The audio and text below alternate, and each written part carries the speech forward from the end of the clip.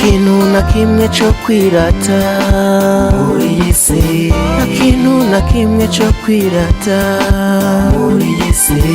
uretse yuko two kwirata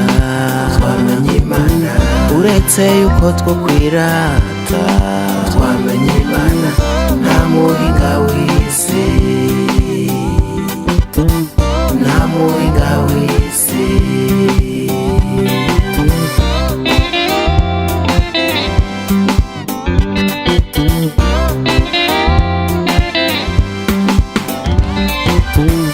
Reka mbabwire ibintu bitangaza mu buzima turimo, iyi si nta mugenzi ifise, urambara ukaberwa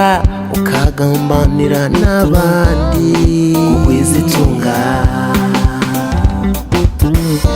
ariko icyo umenya nuko Imana itarenganya, kandi naho wowe ukunda isi gute ntuzobura kuyivako, nta muhinga w'isi,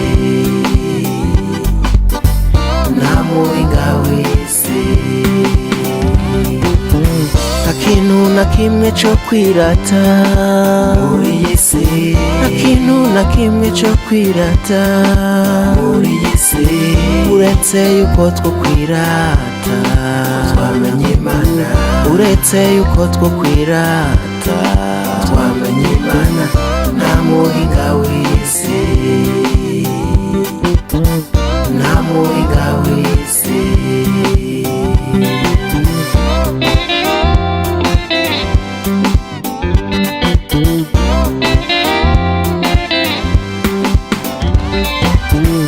Ninde muri iyi si yo kwiyita umunyabwenge,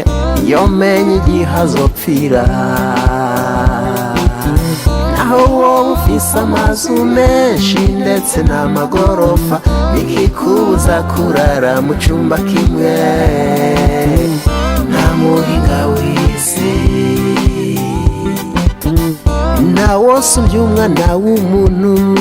kugendera ku isi, ariko byose birangira isi mumize, nta wosumbya umwana w'umuntu kugendera mu miduga, ariko byose birangira isi mumize, nta muhinga w'isi.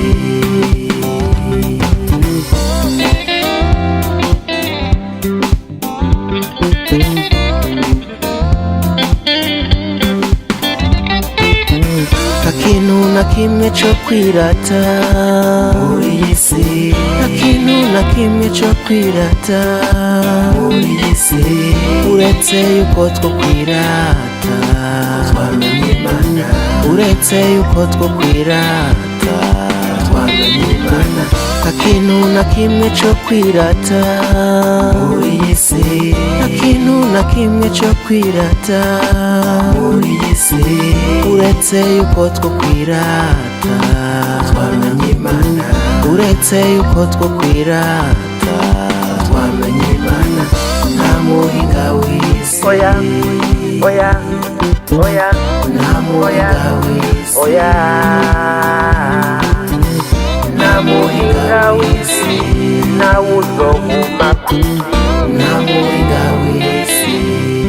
nta muzamu w'isi. Ndonyi Records.